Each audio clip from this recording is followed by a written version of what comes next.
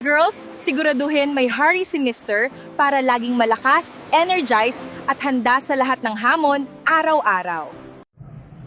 Yo, what's up guys? This is Kimmerman from Kimmerman Campus Studio. Today, this is my showcasing of my Gunpla and model kits overhauls for August 2025. And yes, balik tayong Bandai ngayon.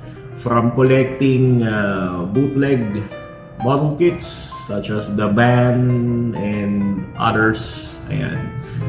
Balik tayo sa Bandai at na-miss ko rin talaga itong mga Bandai mag-build ulit. And mostly lahat ng kit ko ngayon ay yung mga pre-orders ko from 2 months ago, I think, if I'm not mistaken, or 3 months ago. And ayun na, dumating na sila. Kaya I'm very bombarded with backlogs again. Kaya umpisahan na natin ang ating pag-reveal ng mga nabili natin ngayon, August 2025. So let's start here with my non-Bandai kit. And I bought it from a Japanese shop. Anyway, I'll flash the name of the store here. So, this is Titanus box. And honestly, I don't know what's this kit all about. Ang nakita ko lang sa kit na to ay cute siya at natuwa ako sa itsura kasi they are composed of Japanese foods, mga sushi and salmon something. Then they combine to form this mecha robot here, this Kaiten. So, nakakatuwa lang. So I'm very curious on what this thing is all about. So this is made from Korea, and if I'm not mistaken, this kit is a Good Smile company, but this is still made from Korea. And nagulat ako na meron palang may venture na rin palang Good Smile. Aside from Chinese factories, meron na rin yata sila sa Korea. And this one is the evidence. Okay, so this is from Blue Archive, as you can see here. I don't know what kind of game, or is it a manga or something else. Anyway, I really like this kit once na after na nakita ko. So natuwa ko. So ayan siya, cute. Magko-combine sila to form this kind of mecha. And ito yung niya, yung mga components niya. So 5 foodie mecha na magkakaroon ng transformation to form this kind of mecha. Ayan, meron siyang name. Mackerel, ano ba to? Saber, shrimp, blah blah blah. Ang cute nga yun. Okay, so this is my Good Smile from God Brave Studio, by the way. God Brave Studio. Titanus box. Okay. So now, tapo na tayo sa mga Bandai kit. Unahin ko muna tong P Bandai, which I bought from P Bandai store sa Shopee.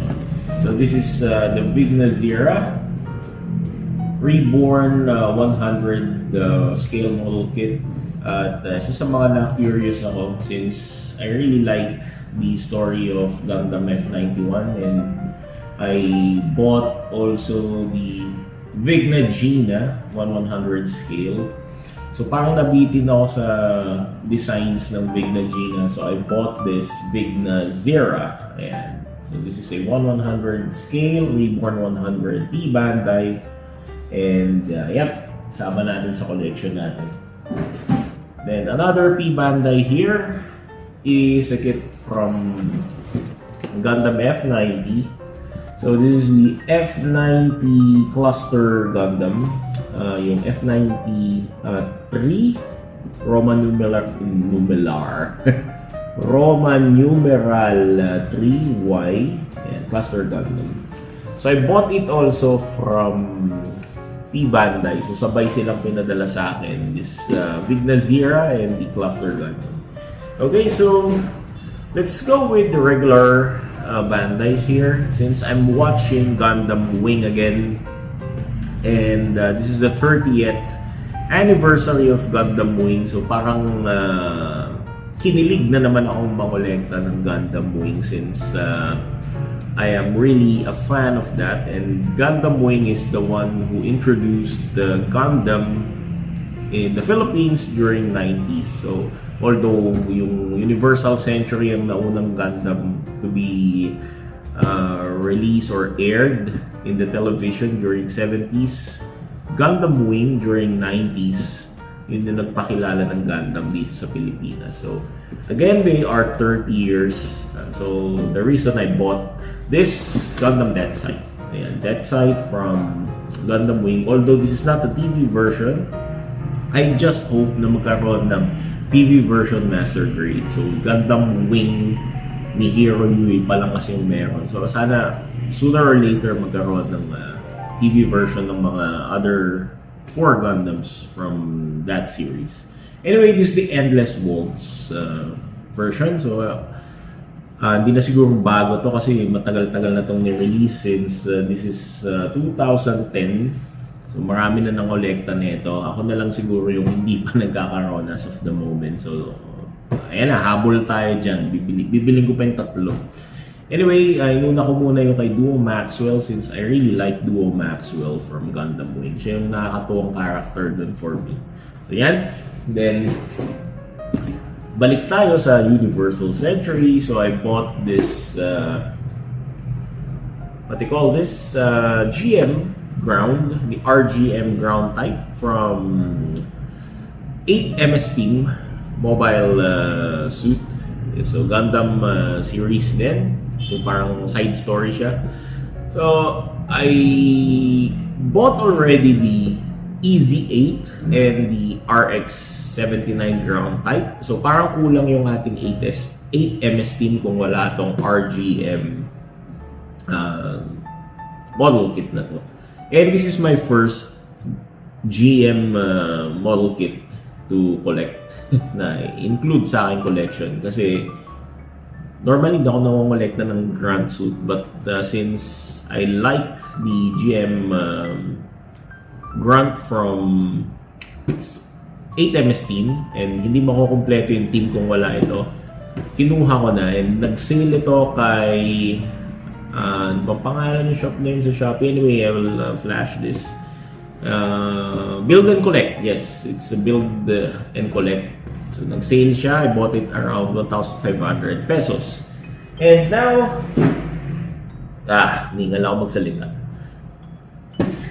For my 6th model kit here and my holy grail for this August 2025, the Gundam Vidar, the latest master grade release this 2025, and I bought it from Dream Toys PH at a price of 2,500. So yan ang effect ng hindi nagpapa-hype kasi Gundam Vidar still sells or markets around 4,500 pesos sa mall, especially sa Toys R Us.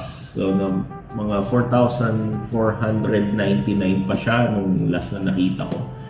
And sa ibang shops sa Shopee, binibenta nila to around 3,300 or yung iba ngayon nagsisale na ng 2,900. But of course, naghanap ako ng pinakamura at legit.